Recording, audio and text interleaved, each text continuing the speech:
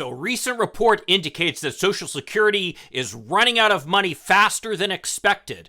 What does it mean for you and what can be done about it? Let's talk about it in today's video.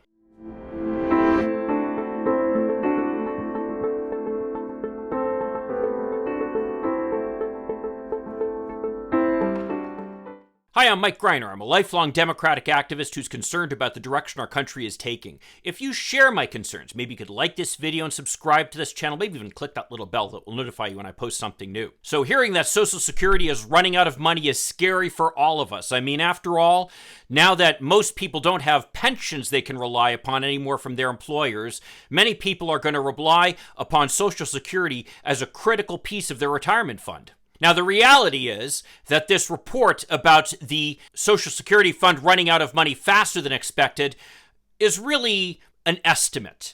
There are lots of estimates out there, and they're based upon many assumptions that get made by economists as they try to analyze when this is going to run out of money or when this will not run out of money. Reason being that we talk about the Social Security Trust Fund as if it's some kind of giant IRA out there that we've been putting money into and that's there for us to draw against. And the reality is that really isn't the case. In theory, such a trust fund exists, and there is an obligation that has been created within the Social Security Trust Fund that is going to be paid back. But federal law limits what Social Security can buy in terms of investments. And those things that it can buy are basically federal treasury bonds.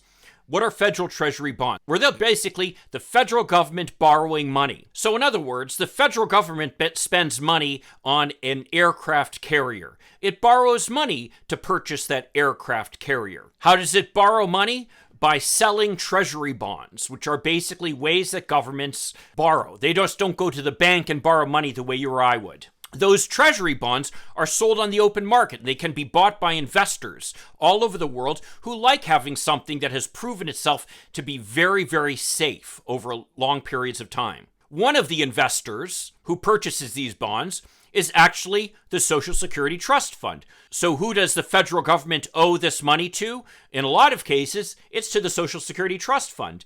And what is the Social Security Trust Fund relying upon to pay money into it? It's relying upon the federal government. So there's no pot of money sitting there that is untouched by the federal government that the Social Security Fund is going to be able to draw upon to pay the benefits in the future. There's just this theoretical obligation that is going to be paid by taxpayers in the future. And whether that obligation is paid by taxpayers paying directly into Social Security, or it's paid by taxpayers paying into their regular income taxes, which then get paid to pay back debts, some of which are held by Social Security, well, it doesn't really matter. It's still taxes being paid into the federal government being used to pay out benefits to Social Security beneficiaries. Now, both parties love to point fingers at who's responsible for this, and the truth is probably both parties are responsible for this. In fact, the system, as it was originally conceived, was designed to work this way. President Roosevelt, in establishing Social Security, was quite clear about the fact that, number one, Social Security should benefit everybody. There should be no means test. And as a result of that, everybody would feel a desire to keep it going. It would protect it politically for the long term. President Roosevelt understood this. He was a very savvy politician. He also wanted to create the impression that there's a trust fund that people are paying into over time. So in theory, people would believe that they're paying into this, basically saving money that will be paid back to them when they retire. Now, if we were to actually add it up, the amount of money that most people put into Social Security versus the amount of money that they take out, most people would have exhausted everything they put into Social Security in as little as 6 years. And as we know, most people now live longer than 6 years after first being eligible to get Social Security. So that would be like running out of money out of your 401k if we were just relying upon those funds to pay for your benefit. But we're not. The reality is that we have people who are currently working who are paying into Social Security, whether it be directly into Social Security or by paying off bonds that are owed to Social Security. And those current taxes then are basically paying for the current benefits.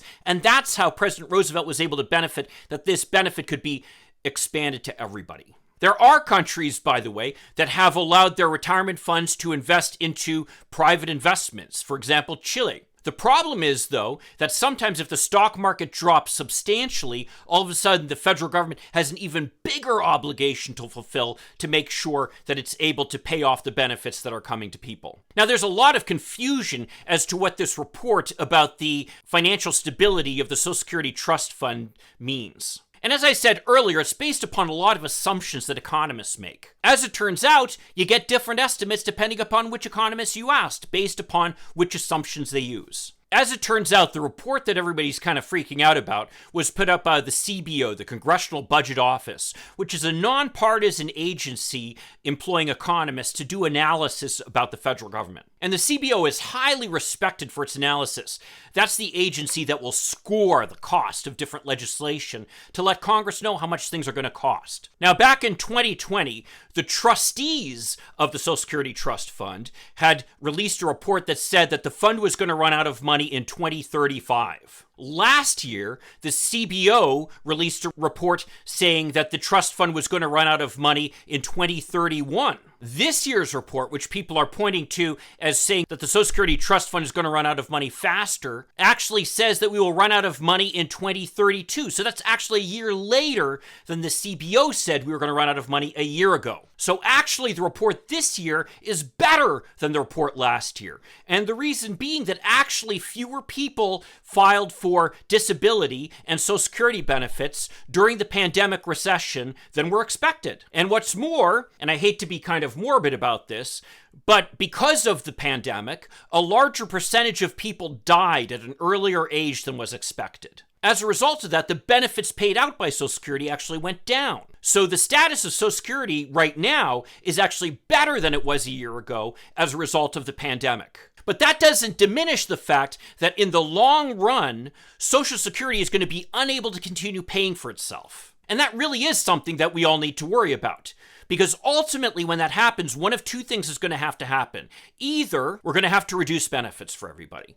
The estimates are that benefits will have to be reduced to between 75 to 79% of what they now are once we reach 2032. The other option would be increasing taxes. As I point out in another video, which I'll link to, is a big problem considering the fact that we've got an increasing older population here in the United States, especially as we try to block immigration. Any kind of vitality and youth that is coming into our population is being diminished. And so we need more young people to be working to support us as we become older. But no matter how you cut it, you've got a whole lot of older people who are going to be taking Social Security benefits, and they have to be supported by a smaller and smaller group of young people, which means that the young people are going to have to be paying higher and higher taxes to support the benefits for older folks. Well, if that sounds pretty dire, you're right.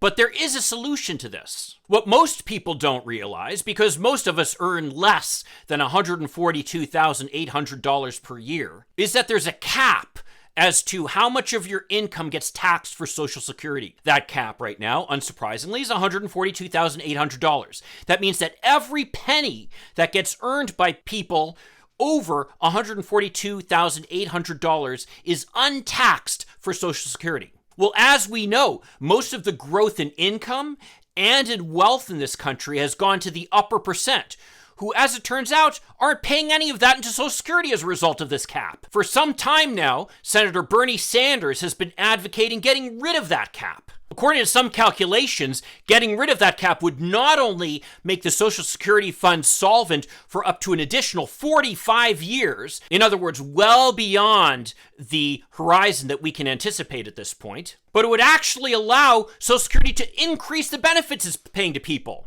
Well, if that sounds like an easy solution to this problem, you're right, it is. And in fact, it's been proposed a number of times. Why hasn't it happened? Well, that's where we can get into the partisan disagreements here. It hasn't happened because of the fact that Republicans are rock hard opposed to any kind of increase in taxes on the very wealthy. This is the ultimate example of something that will benefit everybody throughout society while only increasing the burden upon the very wealthy. In fact, I would even take Senator Sanders' proposal another step, and that's to apply some of the Social Security tax requirements not just on income, which is what people earn from work, but also on wealth, which right now in the United States is virtually completely untaxed. So if you're a wealthy heir who was born with a silver spoon in your mouth, you're basically not paying any taxes on what you receive, while the taxes for society, including for Social Security, by the way, are being paid by those of us who actually go and work a job every day. So if you're nervous about Social Security, you should be. My hope is that this news will start to light a fire under our elected officials to get them to actually fund Social Security at an appropriate level by taxing the wealthy. Isn't it ironic that so many of the problems we have in society, the inequality we have, the Social Security Trust Fund, our ability to deal with our infrastructure to provide services that benefit everybody through society, could basically be solved by the very wealthy paying a little more of their fair share? I mean, at this point, largely thanks to the Trump tax cut, but actually as a result of a series of tax cuts that had occurred over time, largely pushed by Republicans. But nevertheless, the Trump tax cut was the final nail in this coffin. Billionaires actually pay less in taxes than the working class now. And that's only getting worse as some of the few benefits of the Trump tax cut that went to everybody other than billionaires are expiring. The only tax cuts that were made permanent are the ones that benefit corporations and billionaires. Ask yourself why that's true. And for those who argue that trickle-down economics works by giving tax cuts to the wealthy, benefiting everybody else, well, the Trump tax cuts did not result in an increase in investment in the United States. So that's proof that tax cuts to the wealthy do not deliver the benefits they promise. Right now, the best thing we could be doing in the United States is guaranteeing that middle class and lower income families are protected, and that they have money to spend on basic things like food and shelter and transportation. And that can all be paid for by making the wealthy pay just a little bit more. Well, if you agree with me or disagree with me, I'd love to hear your comments down below. I'll see you in the next video. In the meantime, let's hope for continued progress. Thank you.